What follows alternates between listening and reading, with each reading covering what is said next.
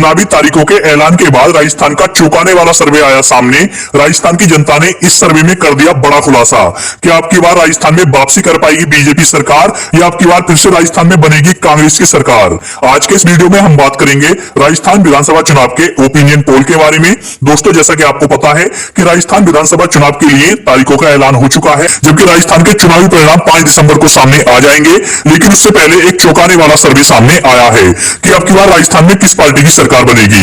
क्या आपकी बार राजस्थान में बीजेपी पार्टी की सरकार बनेगी या आपकी बार राजस्थान में फिर से कांग्रेस की सरकार बनेगी। तो चलिए दोस्तों, आज के इस वीडियो को शुरू करते हैं। और आपको क्या लगता है आपकी बार राजस्थान में किस पार्टी की सरकार बनेगी, कमेंट बॉक्स में अवश्य लिखें। तो चलिए दोस्तों, वीडियो को शुरू करते हैं। यदि आपने अभी तक चैनल को सब्सक्राइब नहीं किया है तो आपसे रिक्वेस्ट है, प्लीज चैनल को सब्सक्राइब करके बेल आइकन को प्रेस अवश्य कर दें। तो चलिए दोस्तों, सबसे पहले हम बात कर लेते हैं गंगानगर की। गंगानगर में 6 विधानसभा सीट है। गंगानगर की 6 विधानसभा सीटों में से भाजपा के खाते में 3, जबकि कांग्रेस के खाते में भी 3 विधानसभा सीट आने की संभावना है। यानी कि दोस्तों, गंगानगर में भाजपा और कांग्रेस के बीच कड़ी टक्कर देखने को मिल सकती है। यदि दोस्तों हम बात करें बीकानेर की, बीकानेर में 7 विधानसभा सीट है। बीकानेर की 7 विधानसभा सीटों में से भाजपा के खाते में 5, जबकि कांग्रेस के खाते में 2 विधानसभा सीट आने की संभावना है। दोस्तों, इसके बाद अगले जिला आता है जैसलमेर। जैसलमेर में मात्र 2 विधानसभा सीट है और जैसलमेर की 2 विधानसभा सीट कांग्रेस के खाते में जाती दिख रही हैं। यहाँ पर भाजपा को बिना किसी सीट के ही संतोष करना पड़ सकता है। दोस्तों, इसके बाद अगले जिला आता है बाड़मेर। बाड़मेर में 7 विधानसभा सीट है। बाड़मेर की 7 विधानसभा सीटों में से भाजपा के खाते में 3, जबकि कांग्रेस के खाते में 4 विधानसभा सीट आने की संभावना है। यदि दोस्तों हम बात करें जालोर की, जालोर में 5 विधानसभा सीट है। यहाँ पर भाजपा के खाते में 3, जबकि कांग्रेस के खाते में 2 विधानसभा सीट आती दिख रही हैं। दोस्तों, इसके बाद अगले जिला आता है सिरोही। सिरोही में मात्र 3 विधानसभा सीट है। यहाँ पर भाजपा के खाते में मात्र 1, जबकि कांग्रेस के खाते में 2 विधानसभा सीट आने की संभावना है। यदि दोस्तों हम बात करें उदयपुर जिले की, उदयपुर में 8 विधानसभा सीट है। उदयपुर की 8 विधानसभा सीटों में से भाजपा के खाते में 3, जबकि कांग्रेस के खाते में 5 विधानसभा सीट आती दिख रही है। दोस्तों, इसके बाद अगले जिला आता है डूंगरपुर। डूंगरपुर की 4 विधानसभा सीटों में से भाजपा के खाते में 2, जबकि कांग्रेस के खाते में भी 2 विधानसभा सीट आती दिख रही है। यदि दोस्तों हम बात करें बांसवाड़ा की, बांसवाड़ा में 5 विधानसभा सीट है। यहाँ पर भाजपा के खाते में 3, जबकि कांग्रेस के खाते में 2 विधानसभा सीट आने की संभावना है। यदि दोस्तों हम बात करें प्रतापगढ़ की, प्रतापगढ़ में 2 विधानसभा सीट है और प्रतापगढ़ की 2 विधानसभा सीट कांग्रेस के खाते में जाती दिख रही है। यहाँ पर भाजपा को भारी नुकसान का सामना करना पड़ सकता है। दोस्तों, इसके बाद अगले जिला आता है झालावाड़। झालावाड़ में 4 विधानसभा सीट है। झालावाड़ में भाजपा को भारी नुकसान का सामना करना पड़ सकता है, जबकि झालावाड़ की 4 विधानसभा सीट कांग्रेस के खाते में जाती दिख रही हैं। यदि दोस्तों हम बात करें चित्तौड़गढ़ की, चित्तौड़गढ़ में 5 विधानसभा सीट है। यहाँ पर भाजपा के खाते में 2, जबकि कांग्रेस के खाते में 3 विधानसभा सीट आने की संभावना है।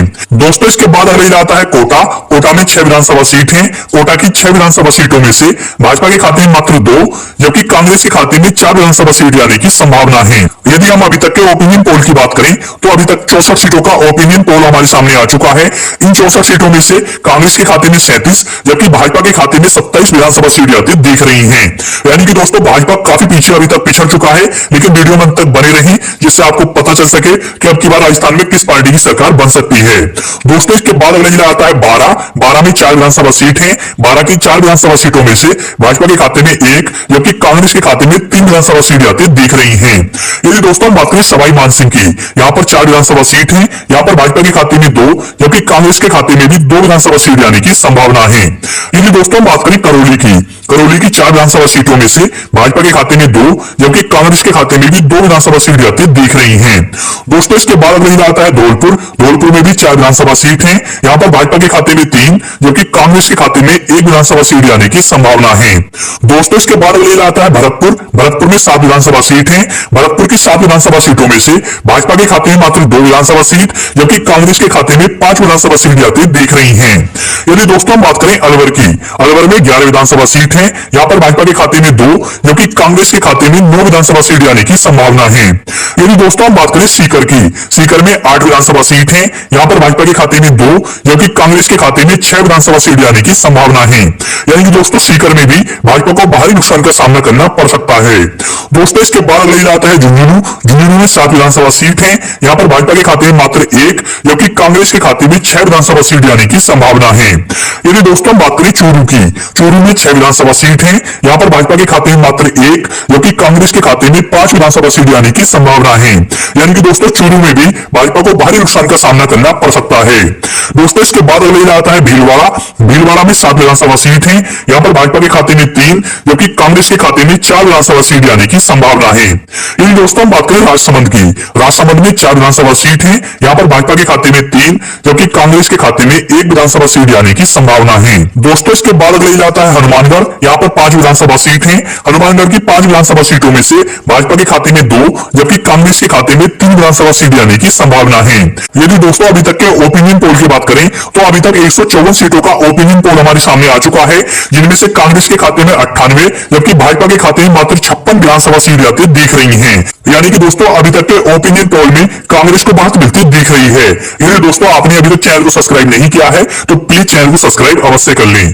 दोस्तों इसके बाद अगले जाता है नागौर। नागौर में 10 विधानसभा सीट है, यहाँ पर भाजपा के खाते में मात्र 2, जबकि कांग्रेस के खाते में 3 और अन्य दलों के खाते में 2 विधानसभा सीट जाने की संभावना है।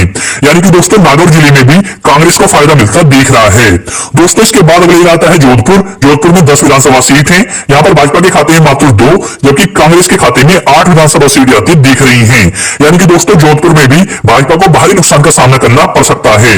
दोस्तों इसके बाद अगले जाता है पाली। पाली में 6 विधानसभा सीट है। पाली की 6 विधानसभा सीटों में से भाजपा के खाते में 2, जबकि कांग्रेस के खाते में 4 विधानसभा सीट आने की संभावना है। यदि दोस्तों बात करें अजमेर की, अजमेर में 8 विधानसभा सीट है, यहाँ पर भाजपा के खाते में 3, जबकि कांग्रेस के खाते में 5 विधानसभा सीट आने की संभावना है।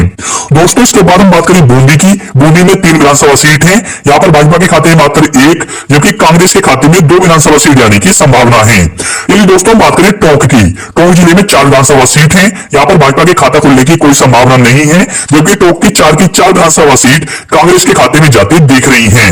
दोस्तों इसके बाद अगले आता है दौसा। दौसा में 5 विधानसभा सीट है, यहाँ पर भाजपा के खाते में 2, जबकि कांग्रेस के खाते में 3 विधानसभा सीट आने की संभावना है। यदि दोस्तों राजस्थान की कुल विधानसभा सीट यानी कि 200 विधानसभा सीटों के ओपिनियन पोल की बात करें तो आज के इस ओपिनियन पोल के आधार पर कांग्रेस के खाते में 128, जबकि भाजपा के खाते में मात्र 72 विधानसभा सीट आने की संभावना है।